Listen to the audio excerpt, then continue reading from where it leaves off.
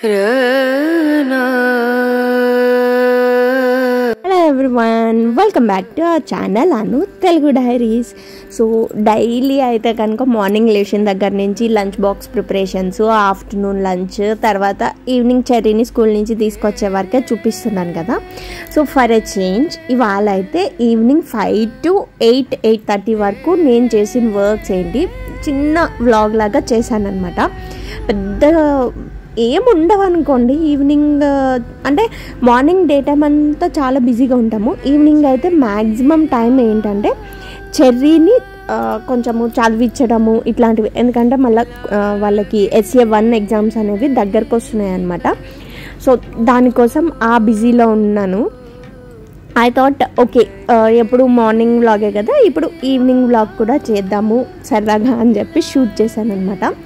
Day time ఏంటంటే lunch boxes pack చేసే వరకు కూడా చాలా రష్గా ఉంటుంది. So once lunch box pack చేసి ఆఫీస్కి స్కూల్స్కి వెళ్ళిపోయిన తర్వాత ఏంటంటే నాకు కొంచెం ఫ్రీ టైం దొరుకుతుంది కదా. ఆఫ్టర్ 11:30 to తర్వాత అంతా ఫ్రీగా ఉంటుంది అనమాట కొంచెము. ఆ ఫ్రీ టైంలో నేను ఏం చేస్తూ ఉంటానంటే నా డ్రెస్సెస్ లేదా నా బ్లౌజెస్, శారీస్ ఏమన్నా ఉంటే అవి స్టిచ్చింగ్ చేసుకుంటూ ఉంటాను అనమాట. నా వరకు మాత్రమే, బయటవి చాలా రేర్ అనమాట. ఎవరైనా బాగా తెలిసిన వాళ్ళు ఉంటే తప్ప, లేకపోతే ఏవి అంత ఈజీగా బయటవి అయితే తొందరగా ఇది చేయను. వెరీ క్లోజ్ అనుకున్నప్పుడు మాత్రమే తీసుకుంటాను అనమాట, లేకపోతే అసలు బయట వాళ్ళవి ఏవి కూడా తీసుకోనండి. బట్ ఐఎమ్ ట్రయింగ్, చేద్దాము బయటవి కూడా అనేసి అనుకుంటున్నా. బట్ ఐ డోంట్ నో ఎంతవరకు చేయగలుగుతాను అనేది. I'm trying. ఎందుకంటే ఇంకా కిట్టుని కూడా స్కూల్లో వేసేయాలి. కిట్టుని కూడా స్కూల్కి పంపిస్తే ఇంకొంచెం ఫ్రీ టైం దొరుకుతుంది కదా అన్న ఉద్దేశంలో స్టార్ట్ చేద్దామా అని అనుకుంటున్నాను. సో ఏంటంటే ఇంకా నా డ్రెస్సెస్ వరకు కట్ చేసుకోవడం, అంటే కటింగ్ అంతా ఒక రోజు పెట్టుకుంటాను. ఆ నెక్స్ట్ డే ఎప్పుడో ఒక 1 day or 2 days పడుతుంది అనమాట బ్లౌజ్ అయినా డ్రెస్ అయినా కుట్టుకోవడానికి. బికాజ్ కిట్టు ఉంటాడు కాబట్టి ఇంట్లో. సో కిట్టు పడుకున్నప్పుడు లేదా కిట్టు బాగా ఆడుకుంటున్నాడు, నా దగ్గర రాడు అన్న టైంలో మాత్రమే స్టిచ్చింగ్ అనేది చేస్తూ ఉంటాను అనమాట. సో ఇంకా ఇప్పుడు వ్లాగ్ అయితే 5 o'clockకి స్టార్ట్ చేశాను. సో ఫస్ట్ ఏంటంటే చెర్రీని స్కూల్ నుంచి ఇంటికి తీసుకొచ్చిన తర్వాత చెర్రీ ఫ్రెష్ అయిపోయిన తర్వాత చెర్రీకి స్నాక్స్ ఏమన్నా ఇచ్చేస్తానమాట. కిట్టు కూడా తినాలి అనుకుంటే తింటాడనమాట. సో ఆ స్నాక్స్ తిని వాళ్ళు కొంచెము లీజర్ టైం తీసుకుంటారనమాట ఆడుకోవడానికి. ఒక 1 hour అట్లా వదిలేస్తాను. ఆల్మోస్ట్ 1 hour అయితే కంపల్సరీగా వదిలేస్తాను అనమాట. సో ఇన్ కేసు చెర్రీకి ఏమన్నా మధ్యలో ఉండి కాదు నేను రాసేసుకుంటా మమ్మీ హోంవర్క్స్ అనుకుంటే కనుక ఎర్లీగానే స్టార్ట్ చేస్తాడు. లేదంటే కొంచెం 6:30కి అట్లా స్టార్ట్ చేస్తాడనమాట. సో చెర్రీకి బుక్స్ ఓపెన్ చేసే గ్యాప్లో నేను ఏంటంటే ఇంకా ఉతికిన బట్టలు ఇవన్నీ ఉంటాయి కదా, సో అవన్నీ బయటనే మడత పెట్టుకుంటానండి. నేను ఇంట్లోకి అయితే తీసుకెళ్ళాను అంటే మాత్రం కుప్పలు పోగులు అయిపోతాయి అనమాట, మడత పెట్టలేను. సో ఆ బాధ అంతా ఎందుకులే, ఎక్కడ అక్కడే మడత పెట్టేసుకుని ఫోల్డ్ చేసినవి తీసుకెళ్ళి కబోర్డ్లో పెట్టేసుకుంటున్నాను. బట్టలు ఎన్నన్నా ఉతుకుతాను, ఆరేసుకుంటా, కానీ ఫోల్డ్ చేయడం అనేది నాకు చాలా బద్ధకము. బట్ ఏంటంటే ఎక్కడ తీసినవి అక్కడనే ఫోల్డ్ చేసి పెట్టేసుకున్నాను అనుకో, ఈజీగా కబోర్డ్లోకి వెళ్ళిపోతాయి. ఇంక మళ్ళీ లోపలికి తీసుకొచ్చి కుర్చీలో వేసి దివాన్ కాట్ మీద వేసి ఇవన్నీ బాధల కన్నా అనమాట అదే బెస్ట్ అనిపిస్తుంది.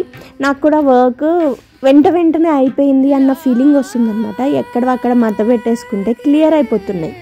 పెద్దగా మళ్ళీ దానికోసం ప్రత్యేకించి టైం పెట్టాలి అన్నట్టు ఏం లేదనమాట అది.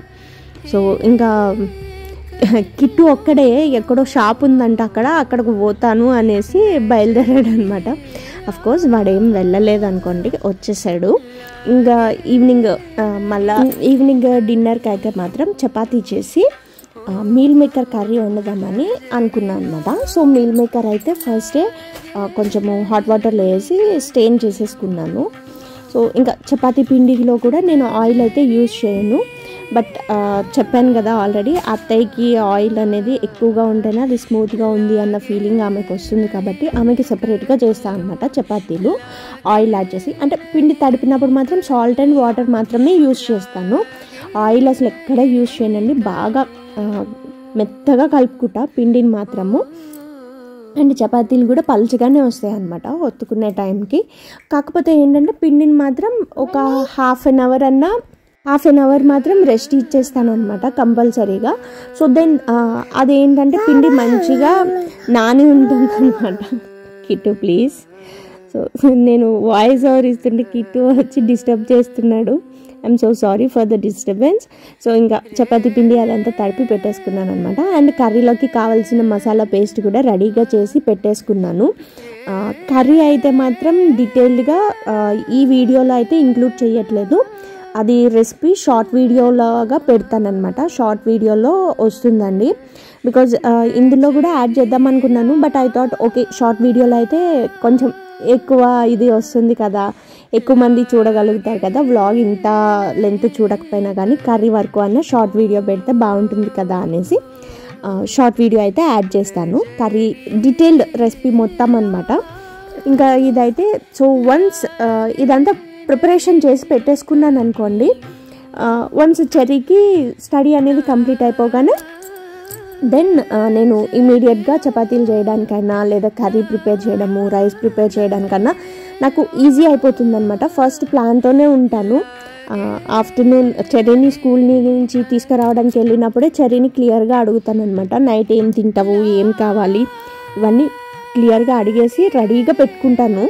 సో 6:30, 7 లాగా స్టార్ట్ చేసేస్తాను అనమాట. 7:30 లోపల అయిపోతుంది. బికాజ్ అన్నీ ప్రిపేర్డ్గానే పెట్టుకుంటాను కాబట్టి పెద్ద ఎక్కువగా కష్టపడాలి హడావిడి అన్న ఇదైతే ఉండదన్నమాట. సో ఇంకా చెర్రీకి అయితే కొంచెము ఎగ్జామ్స్ దగ్గరకు వస్తున్నాయి కదా. సో హీఈస్ ఆల్సో ప్రాక్టీస్ ఎక్కువ చేసుకుంటున్నారనమాట. రివిజన్ జరుగుతుంది స్కూల్లో కూడాను. ఎక్కువ హోంవర్క్స్ అంటేనండి ఇంకా రివిజన్ ఇస్తున్నారనమాట. మొత్తం సిలబస్ అంతా కంప్లీట్గా రివిజన్ చేసుకోవడానికి ఇస్తున్నారు. పెద్ద హోంవర్క్స్ అయితే ఏముండట్లేదు. రీడింగ్ పార్టే ఎక్కువ ఉంటుంది రైటింగ్ పార్ట్ కన్నా కూడా. బట్ ఏంటంటే చెర్రీకి చూసి ఒక 2 times చూడకుండా ఒకసారి అట్లా రాయడము అలవాటు ఉంది కాబట్టి so he's managing on his own. Next Kittu అయితే అది ఎరేజర్ అనమాట. చెర్రీ ఎరేజర్ తీసుకొస్తే అది మౌల్డ్ అనుకున్నాడు, క్లే మౌల్డ్ అనుకుని పామేస్తున్నాడు. బట్ ఇట్ ఈజ్ ఎరేజర్ అనమాట. ఫస్ట్ నేను కూడా కంగారు పడ్డాను, క్లే కింద పామేస్తున్నాడా ఏంటా అని. బట్ ఎరేజర్ అని తెలిసిన తర్వాత మాత్రం ఐ ఫెల్ట్ రిలాక్స్డ్ అనమాట. బికాజ్ అంత స్టిక్కీగా అయిపోతుంది కదా, దానికోసమని. సో ఇంకా చెర్రీ అయితే కంప్లీట్ అయిపోయింది. చెర్రీకి చదువుకోవడం అదంతా చదివిచ్చేసాను. సో ఆ తర్వాత ఇంకా జస్ట్ చపాతీలు ఇంకా చేయడం అయితే స్టార్ట్ చేశాను అనమాట. చూపిస్తాను. అత్తకి ఏంటంటే ఫోల్డింగ్ చేసి చేయాలన్నమాట. లేయర్స్ కింద వస్తుంది అది. సో ఫస్ట్ ఏంటంటే జస్ట్ నార్మల్ చపాతీలాగే చేసేసి దానికి కొంచెం ఆయిల్ అండ్ పిండి యాడ్ చేసుకోవాలన్నమాట. ఫోల్డ్ చేసుకుంటూ ఉండాలి.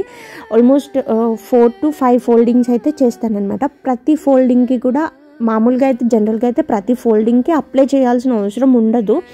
బట్ అత్తయ్యకి చేసే చపాతీలు ఏంటంటే ప్రతి ఫోల్డింగ్కి కూడా ఆయిల్ యాడ్ చేయమంటారనమాట. అండ్ కాల్చినప్పుడు కూడా ఆమెకి ఆయిల్ యాడ్ చేయాల్సిందే కంపల్సరీగా. అట్లుంటేనే ఆమె తినగలుగుతారు. ఐ నో దట్ ఇది చాలా అన్హెల్దీ అని మాత్రం నాకు తెలుసు, ఇంత ఆయిల్ యూస్ చేసి చపాతీ చేయడము ఇదంతా. బట్ ఏంటి అంటే చేయాల్సిందే. ఇంకా ఆమెకి అట్లా ఉంటేనే తినాలి అనుకుంటుంది. బికాజ్ ఒక సర్టెన్ ఏజ్ వచ్చిన తర్వాత వాళ్ళు కూడా చిన్నపిల్లలతోటి ఈక్వల్ అయిపోతూ ఉంటారు కాబట్టి ఓకే ఇంకా ఆమెకి ఎట్లా ఇష్టం ఉంటే అట్లనే చేద్దాంలే అనేసి ఇంక వదిలేసి లైట్ తీసుకున్నాను అనమాట. బికాజ్ ఎంత చెప్పినా కానీ వినట్లేదు. మళ్ళీ అది ఎట్లా పోర్ట్రేట్ అవుతుంది అంటే జనాల్లోకి వెళ్ళినప్పుడు ఏదో చెయ్యట్లేదు అన్న ఇది వస్తుంది అనమాట. సో దాని బదులు ఎందుకు వచ్చింది, ఇక ఆమె తినేదే 1-2, ఆ 1-2 దగ్గర కూడా ఎందుకు వచ్చిన గొడవ, ఆమెకి నచ్చినట్టే చేసి పెట్టేస్తే అయిపోతుంది కదా. బికాజ్ మనము వాళ్ళ హెల్త్ కోసమే చెప్తున్నాం కానీ బట్ ఈ సర్టైన్ ఏజ్లో ఏంటంటే చెప్తున్నాను కదా, తను ఏంటంటే నాకు కిట్టు ఎట్లా ఏజ్లో ఎట్లా ఉన్నాడో పిల్లలు కావాలి అంటే కావాలి అన్నట్టు. సో ఆమె కూడా అట్లనే అనమాట నాకు ఇప్పుడు. సో ఆ ఏజ్ బై డిఫాల్ట్ అట్లా ఉంటుంది కాబట్టి no need to go for further arguments, ఇది మంచిది అది ఇంకా అవన్నీ అనవసరం అనమాట. సో తినే 1-2 దగ్గర మళ్ళా ఎందుకు వచ్చిన గొడవ చేసి ఇచ్చేస్తే అయిపోతుంది. తను హ్యాపీగా తింటుంది. తినడమే కావాలి కదా. ఎండ్ ఆఫ్ ది డే మనం ప్రతిరోజు కష్టపడేది మనం తినడానికే కదా. సో నా హస్బెండ్ ఏం తీసుకొచ్చినా కూడా పిల్లల కోసం, నా కోసం, వాళ్ళ మదర్ కోసమే తీసుకొస్తాడు కానీ ఏమీ ఇది లేదు కదా. సో అదేదో శుభ్రంగా తినేస్తే అయిపోతుంది. మనకి తిన్నదానికి సెల్ఫ్ సాటిస్ఫాక్షన్ అనేది ఉండాలన్నమాట. సో ఆ సాటిస్ఫాక్షన్ కోసం ఆమెకి ఎట్లా కావాలంటే అట్లనే అనుకుని చేసి ఇచ్చేస్తున్నాను అనమాట.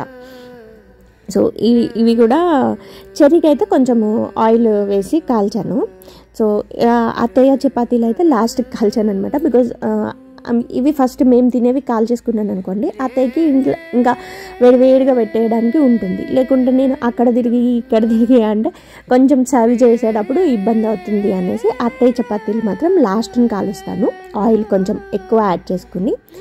నేను నా చపాతీలకు కానీ మా హస్బెండ్ చపాతీలకు కానీ ఆయిల్ అయితే యాడ్ చేసుకోను అనమాట. పిల్లల చపాతీలకి మాత్రం కొంచెం లైట్గా గీ యాడ్ చేస్తాను పిల్లలకి. అండ్ దట్టు కిట్టు అయితే గీ తినట్లేదు కాబట్టి కిట్టుకి లైట్గా ఆయిల్ అనమాట. చెర్రీకి మాత్రం గీ యాడ్ చేస్తాను, చెర్రీ హ్యాపీగా తీసుకుంటాడు గీ అనేది. సో చూడండి, ఆయిల్ లేకుండా కాల్చిన, ఆయిల్ లేకుండా పిండి తడిపిన చపాతీలు కూడా పొంగుతాయి అన్నమాట ఇట్లా.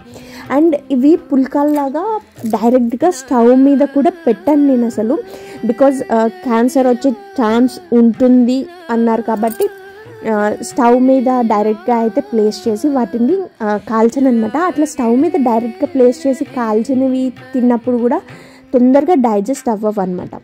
సో దానికోసం అది కూడా ఒక రీజన్ అనమాట. డైరెక్ట్గా అయితే కాల్చను, పెనం మీద ఏదైనా సరే ఆయిల్ లేకుండా కలిపిన పిండి ఆయిల్ లేకుండా కాల్చినప్పుడు కూడా చపాతీలు పొంగుతాయి. సో ఇవి ఇంకా అత్తయ్య కోసం ఫోల్డ్ చేసి చేశాను కదా చపాతీస్, అవన్నమాట.